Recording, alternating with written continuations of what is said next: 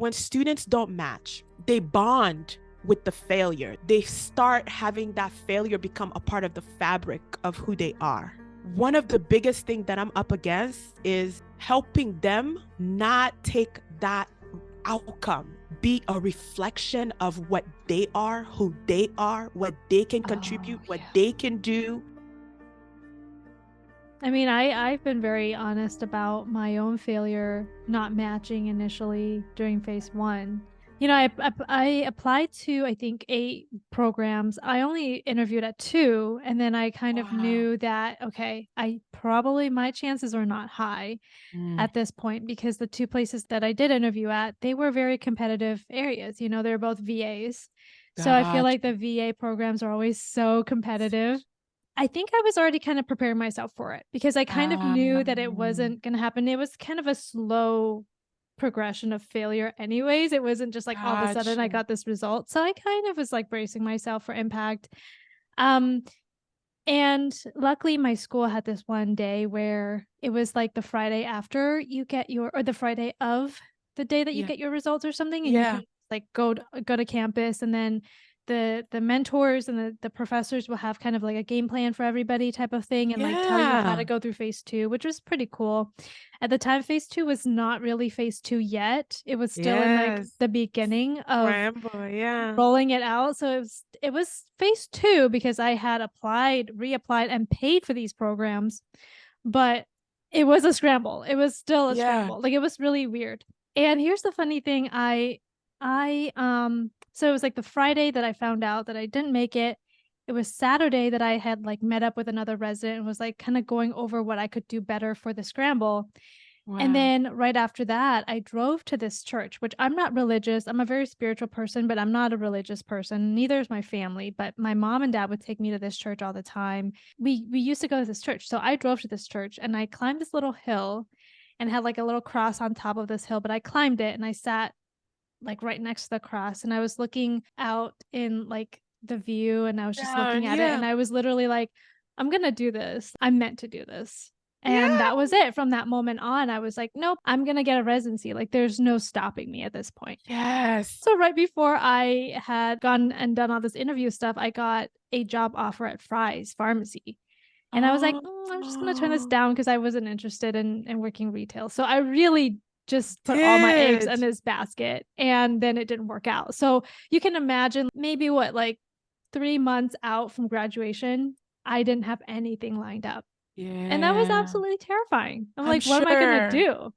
I'm sure. So that was why I had this degree of like, no, this is going to happen for me. I'm going to make this happen. Conviction. It's a conviction. Yeah. It was like, no one's going to take this away from me. And so I just started calling all these programs. I called. I just like, no, I'm not going to wait around for an email now. I have to do something. Like, I need to step in and do something. Like, grab life by the horns and just like go for it, right? You see what audacity gets you? Yeah, that's very true. We're back to the power of audacity and just going for it. I love it. I mean, at that point I had nothing to lose anyways. So it was like, no, I'm going after this. And it was just, I mean, it was disappointing because time after time, either nobody would pick up, or I would be passed around, by different people, or they would tell me, no, we already filled the position. I finally called this one program randomly in Philadelphia, and they were like, that position's already taken, but there's a residency program that's brand new. It's in Indiana. Would you like me to send you the flyer for that? And I was like, yes, please. This is the right one for me. It seems like it has everything that I need. I will be its first resident, but I'm going to take this chance, and I'm going to take a risk to at least talk to them and see what they're about. And for a fact that like another program recommended this other program to me, I feel like there's a rapport there. So yeah, I took a chance, I took a risk, and years later, I'm a clinical pharmacist. So you are pause, right click. You are a thriving, successful clinical pharmacist doing exactly what you want to do. 100%. I think that the power in people, like through sharing their story, And I think many of them underestimate the power in their story, respectfully. Yeah. You, I think you underestimate the power in your story and your journey to where you are now. Because to you, it was just like, I made a choice. I made a decision that I wasn't going to quit. I wasn't going to give up. And I just went out. But the power that I think that exists in sharing stories like yours is it demystifies it for people. It lets them know, like, you are a regular schmegular girl who just made a decision not to quit. It really was just that simple. Oh. And when I see regular people accomplishing things, it gives me so much strength and courage Yeah. and believing that I can do it too. I can do it Yeah. too. Like, You guys can do it too. you can Yeah. absolutely do Well, it. thanks, Sally, for breaking it down so simply. Because sometimes I'm like, what was it that gave me that determination to go after it? What was it? And you're right. It's simply a choice of, I'm not giving up. This is not Yeah. over. Yeah. And I mean, I can even imagine if I didn't match also that year. I think that that choice of, no, I'm going to go after what I want. Yes. For what? It's simply just that choice, isn't it? It is. It Isn't that so really wild? is. It Just that I'm not giving up. I up. want this. Yes. My God. It took a okay. Dude, I love how extra she gets. And she's like, wait a minute. We're having a moment. We really are. But it's true though. Like, and that's why I preface this by saying to you that yeah, we're about to lay it all out. Yeah, we're about to tell you how hard it was. We're about to tell you how dark it got because I believe in the truth of the journey as well. I believe that me sitting up here and telling you guys how I have enjoyed a very fulfilling career and have enjoyed the power that doing residency has given me over my career without telling you that that power was earned, without telling you that that freedom and that success has been earned and that it's been dark and that I have failed numerous times. I haven't always gotten all of what I have aspired to get would be false, would be inauthentic, and would be unfair. I don't want to put that out there to anyone. I want you to know that what I have enjoyed professionally so far in my career, it's been earned and it's come with some failures that have been really, really difficult to accept, but I accepted them Yeah. and chose not to let it get in my way. But I do want to be, we're going to talk authenticity. I do want to add that my story of not matching, I did carry a lot of that insecurity with me throughout my life for a very long time. And I do want to talk about that because that is really important because after I didn't match and I had to go through the whole thing, and then I ended up at a program where it was brand new. I was the first resident. There is a little bit of fear that people would judge me for that whole thing. And one of the reasons why I did a PGY2 was because I'm like, well, I'm just worried that my story with my PGY1 is a little bit tainted. It wasn't perfect. So I'm going to do a PGY2 to kind of like compensate for some of that. Wow. Which I have to be honest with myself to say, yes, I want to do a PGY2 because I was passionate in geriatric. I wanted to learn more. The more education I have, the more that I can help my patients. But there's a little bit of that decision where I'm like, I need a PGY2 to make sure that people don't look down on me if I ever decide to share a story about not matching, and especially matching in a program that was brand new, not accredited at the time. There was a lot of shame that I had to like unravel and deal with, but I didn't, and I was also really young. And so I brought a lot of that chip on my shoulder to my first job where I really like, no matter what, I always just felt like I'm not good enough, like not smart enough, not good enough. Like there was always this chip on my shoulder. It wasn't until several years into that job that I felt more confident with myself and my clinical abilities that I have realized, okay, now I can be truthful about what I went through, because people need to Yeah. understand, like, because during at that hospital where I was working as like my first clinical pharmacy job, they had their own residency program, and they Mm. would, not match during phase 1, and then they would have to scramble, and sometimes there is that weird feeling of like, "Oh, no, the program didn't match, and now we have to scramble. What if we get a bad candidate from the Right. scramble?" And that was Yeah. when I had to speak up and say, "I went through the scramble, and Humble. I'm And I fine." assure you, yes, I Yeah, and assure I sure you those people that are not they're like these leftovers that you good for imagine you. in your brain. And so I Yeah. really did have to speak up for those candidates, Yeah. that were gonna scramble into the program. And the more that I did that, the more I was able to embrace that story. Yes. But, it has taken me a very long time to gain back that confidence of when I'm like, it wasn't that I'm not good enough. It just that it, that it was just the lessons that I had to learn. I agree. I mean, I would be lying to anybody if I said that, oh, with each of the failures, I just took the lesson and moved forward. Yeah, it's Absolutely. not that easy. The insecurities will live there. They will follow you, but I think what's important is I think awareness of them probably is Mhm. the most important thing. I applied for a PGY2 where I was doing my residency and didn't get picked, Yeah. right? Yeah. And I mean, by the time that decision came down, I was like you with phase 1 with that one.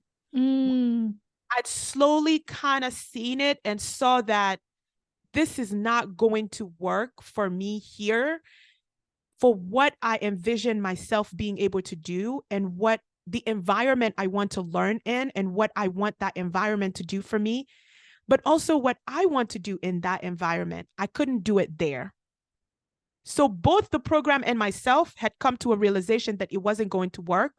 So when I found out about that, I wasn't devastated by it one bit. I wasn't hurt by it one bit. I don't think I would count that even as a failure. But I came to a realization that my career, I would have to build it from the ground up and immediately went into a strategic plan. So if I'm not going to do a PGY2, what else can I do to make sure that clinically I am sound, clinically I am competent, and I have the credentialing necessary to be able to step into those spaces so that my credentials and my skill set would speak for itself. I knew that board certification was the next step forward. I had to get board certification if I didn't do a PGY2 to be able to be competitive for those clinical positions. But I literally just sat down and I remember taking an afternoon and mapping out a strategic plan for myself. And I found this renewed sense of purpose and excitement for my career. The students today, because of how I engage with them, when I'm telling them, don't give up, don't quit, some of them, they're like, well, you matched at phase 1. You don't know what that. And I'm like, but I know what failing is like. Like, Yeah. I know what it's like to identify a goal and give that goal your 150%, then have nothing to show for it. Mm. Then have nothing to show for Mhm. it. Like, nothing. It's like, wait, but I did everything I knew and was told to do. Yeah. And in the end, I didn't get it. I know what that's like. And I think I can kind of still speak to that. So I think when people like you who did go through that and did go through that phase 1 email feeling talk about it, Mhm. it hits them differently. I It know. it hits them differently. I think they hear you in a Well, way. I hope so, I mean, Yeah. I it's funny, I saw like a meme or something where it's like, "Yeah, people just tell you it's okay, you got this all the time, but nobody tells you how." And sometimes the Oh, how itself is up to you, you. Mm, because everybody is gonna decide on how to tackle a problem differently, yeah. but it's just the fact that you see that it can be tackled, Yes. you know? There's a way forward. There is a way forward, and that path is very different for everybody. And It is. but like, just know that I went through this really big failure. I overcame it. I got what I wanted. And now I'm learning to deal with the repercussion of that failure, because failure lasts with you for a very long time. It does. It But it's interesting. I've mentioned before, I've gone to yoga and do a lot of the meditation stuff. And yeah. one time during a meditation, an idea came into my brain, and it was like, you have not lived. So my brain is telling me this, but my brain is like, you have not lived a perfect life, but you have lived an interesting one. And I was able to accept that idea of the fact that my life wasn't perfect, but I would rather live an interesting life. I would rather have all these experiences and live this big, full life than just have everything be given to me and not learn anything. Isn't that so crazy what yoga meditation can do? To go to yoga? Huh? Do I need to start yoga? Is that the other thing I'm picking up here today? I Yeah, have not sometimes. lived a perfect life, but I have lived an interesting life. That, Yeah. like, when I think about that statement for my life, not only is it a complete thought, it is by far the single most accurate representation of the journey I have had so far. Because all of the ways that things could really go wrong have, right? Like, what it's like, pick a point. Like, I'm literally thinking about it. If I picked a point, like, the year I got married was the year I found out that my transplant of 15 years was failing. I had to resume dialysis. My Gosh. bachelorette was canceled because I was in the Oh. ICU with acute kidney failure. Like, everything that could go wrong would go wrong, but then I had the most amazing wedding experience. I had the most amazing time on my wedding day. I don't remember Yeah. being nervous. Like, it hasn't been perfect, but it has been so interesting. Yeah. Fully. And I don't think that I would redo any of it differently to have it be perfect. Thank you so much for listening to this episode. And if it speaks to you, please share this episode to those who may need to hear this. And that way it will reach even more people. Yeah. We are available YouTube, Spotify, Apple Podcasts, or wherever you get your podcasts. Please connect with us on all the social medias, both individually, but also on the Hey RX Friends We Got This. We are on all your favorite socials, Instagram, TikTok, Thu and I individually on LinkedIn, as well as Instagram and TikTok. All of the links to those socials and how you can connect with us with the show and individually will be linked here below. And remember, at the end of the day, and until next time, don't forget, we got this. Bye, everybody. Bye, guys.